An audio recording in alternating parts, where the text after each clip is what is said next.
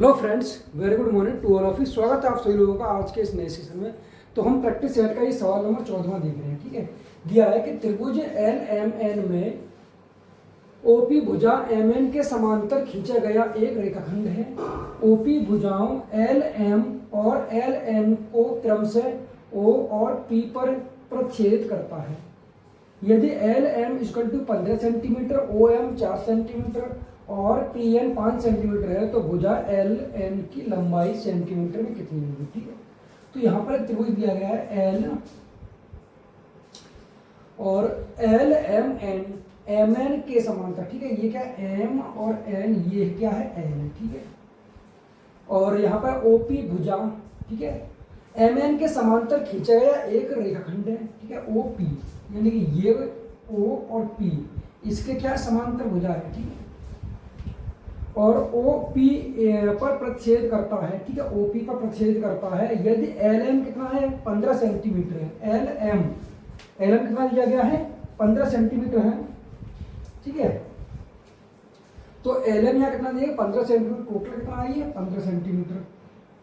ठीक है, और ओ एम 4 सेंटीमीटर दिया गया, ओ और एम ये कितना है 4 सेंटीमीटर। ठीक है, और पी एन कितना है 5 सेंटीमीटर है, ये क्या है 5 सेंटीमीटर है।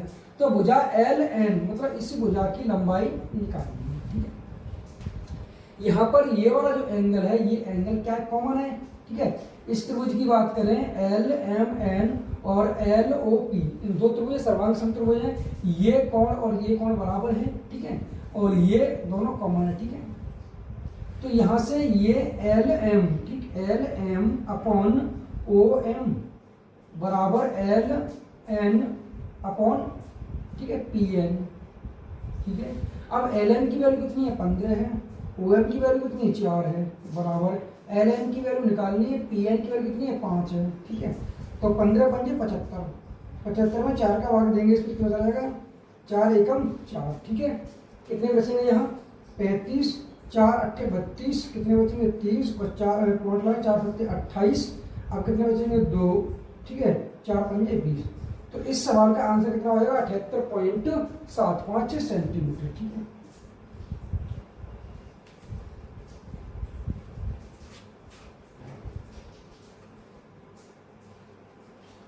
अगला सवाल दिया गया दालों का क्रय मूल्य विक्रय मूल्य से 12% कम है। कितना कम है 12% कम है। किससे कम है? क्रय मूल्य विक्रय मूल्य से 12% कम है।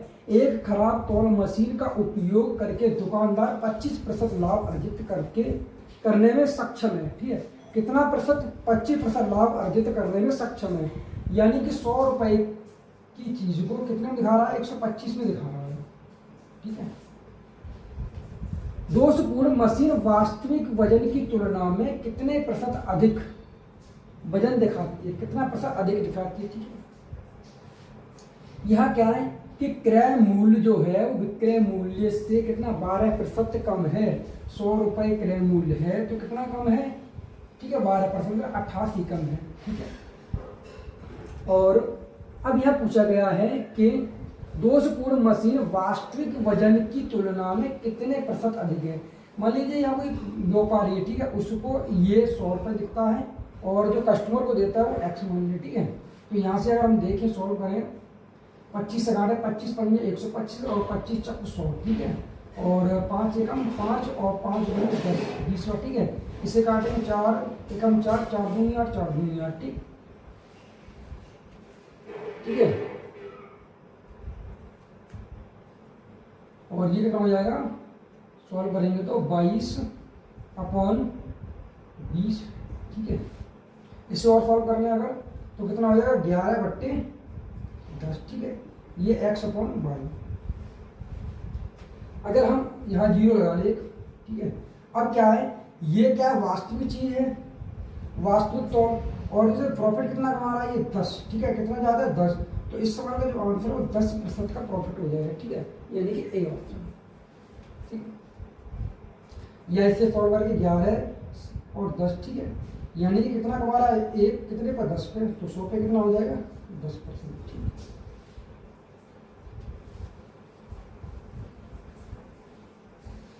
अगला सवाल दिया है कि विजय 42 मीटर कपड़ा बेचकर 7 मीटर कपड़े के विक्रय मूल्य के बराबर लाभ प्राप्त करता है तो प्रतिशत लाभ ज्ञात कीजिए। ठीक है, मान लीजिए 42 रुपये, 42 मीटर कपड़ा 42 रुपये, मान लीजिए 1 मीटर प्रति मीटर रुपये। ठीक है, मतलब 1 रुपये में 1 मीटर कपड़ा आता है और 7 मीटर कपड़े के विक्रय मूल्य के बराबर लाभ कमा रहा है।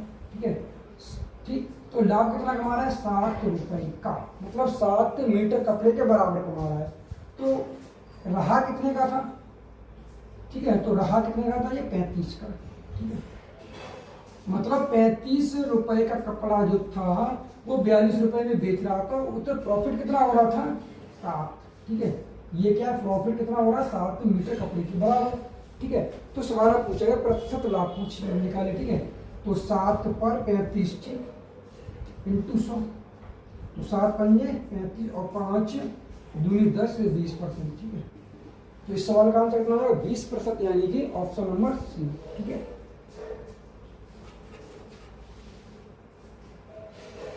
अगला सवाल है कि cosec A plus cot A बराबर 3।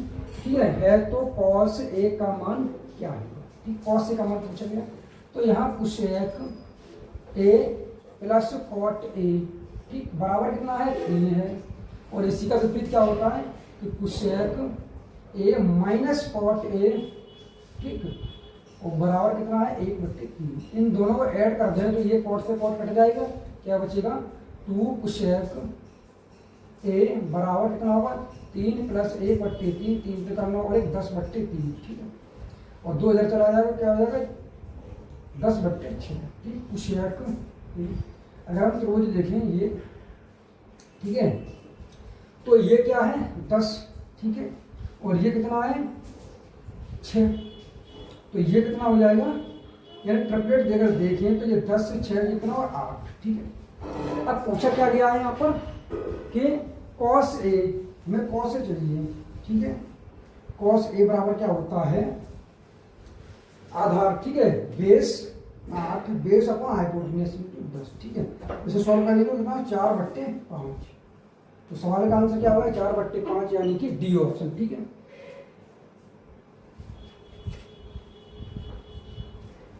अगला सवाल दिया है कि यदि किसी वृत्त का परिमाप 13.2 सेंटीमीटर है तो वृत्त की त्रिज्या ज्ञात कीजिए। ठीक है, तो परिमाप कितना होगा? 2 पाई आर बराबर दे रखा है कितना? 13.2। ठीक, हम क्या करेंगे? इसे रख लेंगे 2 गुणा 22/7 बराबर इंटू आर बराबर कितना? 13.2। ठीक है, तो हम काट दें, अगर 11 से काटेंगे तो 11 एकम 11, 11 एकम 11, और ये कट जाएगा ना 11 एकम 11, 11 दूनी 22 है 1.2। फिर 2 से काट देंगे, कितने कट जाएगा ये? और ये कट जाएगा 11 दूनी 22। ठीक है, 11 दूनी 22 और 2 दूनी 4, 4 से 4 दिया 12, यानी 0.3। तो आर बराबर हो जाएगा कितना? 0.3 गुणे 7, 7 या 2.1 सेंटीमीटर। तो इस सवाल का आंसर कितना हो जाएगा? 2.1 सेंटीमीटर, ए ऑप्शन। ठीक है, अगला सवाल दिया है कि एक्स क्यू वाई और एक्स वाई क्यू का मध्य अनुपाती यानी कि मीन प्रपोर्शनल ज्ञात कीजिए। ठीक है, यानी कि अगर ए और बी दिया गया और मीन प्रपोर्शनल पूछा जाए तो क्या करते हैं हम? √a/b। ठीक है, तो यहाँ पर कितना है? एक्स क्यू इंटू वाई, और कितना है? बी कितना है? X Y Q. ठीक है, अगर यहाँ से देखिए ये कितना? x4 और ये y4। ठीक है, तो कितना जाएगा? x² और y²। इस सवाल का आंसर क्या हो जाएगा? x² इंटू y², यानी कि डी ऑप्शन। ठीक है, अगला सवाल है कि 1 प्लस साइन ए अपॉन 1 माइनस साइन ए, ठीक है, का मान ज्ञात कीजिए। 1 प्लस साइन ए अपॉन 1 माइनस साइन ए, ठीक है, अंडर रूट में। तो इसका कहें हम क्या परमेटेड करते हैं, क्या होगा? 1 प्लस साइन ए, परमेटेड इसका चेंज कर देंगे, क्या होगा? 1 प्लस साइन ए। ठीक है, क्या होगा नीचे? 1 माइनस साइन ए इंटू 1 प्लस साइन ए। ठीक है, अब ये क्या है? ये बन जाएगा होल स्क्वायर। ठीक, होल स्क्वायर रूट से कट जाएगा, तो बाहर निकाले क्या होगा? 1 प्लस साइन ए, और ये क्या हो जाएगा?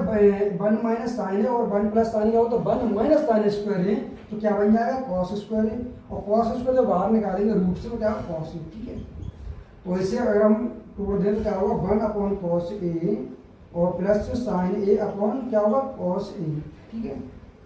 अब क्या ये बनेगा cos यानी कि sec A और ये क्या हो जाएगा प्लस tan A, ठीक है। यानी sec A plus tan A, sec A plus tan A यानी ऑप्शन नंबर डी, ठीक है।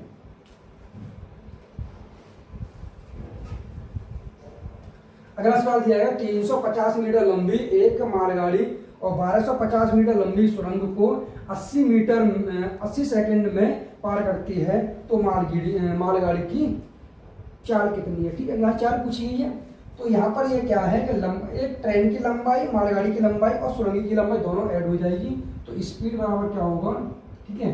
दोनों की जो दूरी है लंबाई ऐड हो जाएगी यानी 350 और 1250 कितनी हो जाएगा ये यानी 1600, ठीक है 1600। और टाइम कितना लग रहा है 80 सेकंड बट्टे 80 तो 0 से 0 कट जाएगा 8 दूनी 16 यानी कि 20 सेकंड लग रही है, मतलब 20 मीटर प्रति सेकंड, ठीक है मीटर प्रति सेकंड। सवाल का आंसर किसमें आ रहा है किलोमीटर प्रति घंटा में तो 20 गुणा 18/5, ठीक है ये हुआ किलोमीटर प्रति घंटा में, ठीक। तो 5 से काट 5 चौक 20 18 चौक 72 यानी 72 किलोमीटर प्रति घंटा। तो सवाल का आंसर कौन सा हो जाएगा सी ऑप्शन, ठीक है। सवाल नंबर 22 में देखते ही दिया है कि दिए गए बार ग्राफ का अध्ययन कीजिए और दिए गए प्रश्न का उत्तर दीजिए, ठीक है। निम्न बार ग्राफ 1998 से 2002 तक किसी कारखाने में उत्पादित साइकिलों की संख्या को दर्शाता है, ठीक है। यहाँ 0 200 400 और 14 तक दिया गया है और ये वर्ष दिए गए 1998 से लेकर 2002 तक, ठीक है। तो यहाँ पूछा गया सवाल कि 1998 से 2002 के दौरान कारखाने में प्रतिवर्ष उत्पादित साइकिलों की औसत संख्या कितनी थी। यहाँ पर औसत संख्या पूछी कहाँ से 1998 से लेकर कहाँ तक सन 2002 तक की थी, ठीक है। तो हम इनको ऐड कर लेंगे, ये कितना 800 और 6 यानी कि 8 से 14 14 और 9 ऐड कर दें इसमें तो कितना हो जाएगा 14 23 23 में 11 ऐड कर देंगे तो कितना होगा 34 और 34 में जोड़ देंगे 12 यानी कि 34 में जोड़ देंगे कितने 12, ठीक है। तो कितना हो जाएगा 46, ठीक है 46 और 00, ठीक। टोटल कितना है 1 2 3 4 5 औसत पूछा गया तो 5 का भाग दे देंगे, ठीक है। तो 5 निम 45 और बचे 5 निम 10 यानी 920। तो इस सवाल का आंसर कितना हो जाएगा सी ऑप्शन यानी कि 920, ठीक है।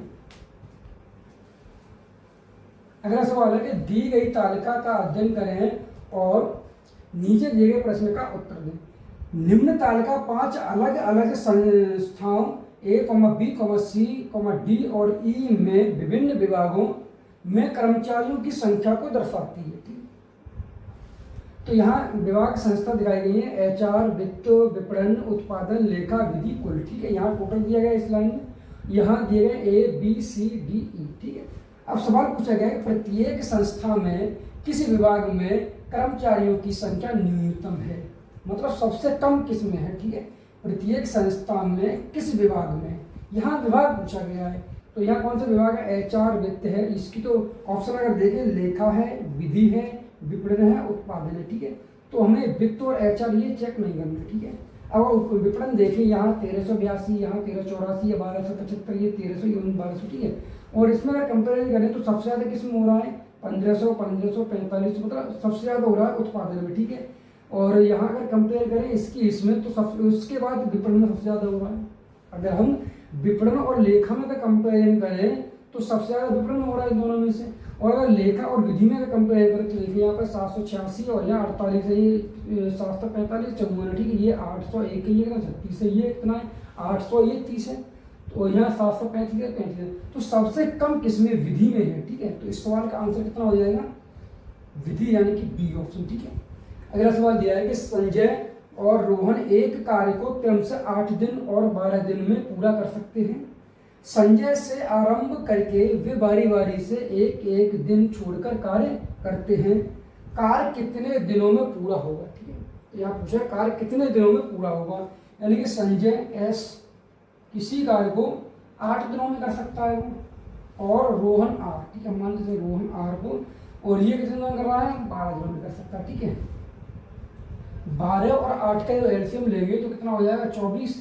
तो 8 तिया 24 और 12 दूनी 24, ये टोटल वर्क है, ये क्या इनकी इफिशियंसी है। ठीक है, अब शुरुआत किससे की जा रही है, संजय से शुरुआत की जा रही है। तो पहले दिन एक कार्य करेगा संजय, तो कितना काम करेगा 3 इफिशियंसी के साथ 3 काम करते हैं पहले दिन। ठीक है, ये फर्स्ट दिन। अगले दिन जो काम करेगा, एक अगला दिन जो होगा, ठीक है, अगले दिन कितना काम कर रहा है रोहन, तो 2 कर रहा है। यानी कि ये सोहन प्लस रोहन। ठीक है, संजय और रोहन जो कार्य कर रहे हैं वो 2 दिन में कितना काम कर दे रहे हैं, 3 और 2 5, यानी 5 काम कितने दिन में कर रहा है, 2 दिन में। ठीक है, करना कितना 24 है, तो 5 में कितने का मल्टीप्लाई करें तो 24 के लगभग पहुंच जाए। अगर हम 5 में 6 का मल्टीप्लाई तो 5 6 30 ज़्यादा हो जाएगा, 5 का बोला गया 5 25 फिर भी ज़्यादा हो जाएगा। अगर हम 5 में करें किसका मल्टीप्लाई, इसमें 4 का, तो 4 पंजे 20। ठीक है, 20 काम हो गया। तो यहाँ भी कर देंगे कितना का 4 का, तो 4 दूनी 8, मतलब 8 दिन में काम कितना हुआ 20 हुआ, बचा कितना है 24। अब मतलब बचा कितना, शेष काम बचा है, शेष काम बचा कितना 4। अब 4 बचेगा, अब किसका नंबर आएगा, संजय का आएगा। संजय एक दिन कितना करता है, 3 काम करता है, यानी 8, इसमें एक दिन और जोड़ देंगे। अब 3 घटा देंगे, कितना काम बचा, 1 काम बचा। ठीक है, संजय ने जब काम किया तो 3 काम कर दिया एक दिन का। ठीक है, तो कितना बच गया, 1 बच गया। ठीक, अब कितने दिन हो गए, 9 दिन हो गए। अब अगला टर्न किसका आएगा, आएगा रोहन का। रोहन कितना कर रहा है 2, तो 1/2, यानी कि 8 और 1 9। ठीक है, इसमें 1/2 और करते हैं, मतलब 9.5। ठीक, 9 सही 1/2। तो टोटल जो काम है कितने दिन में हो जाएगा, 9 सही 1/2, यानी कि ए ऑप्शन। ठीक है,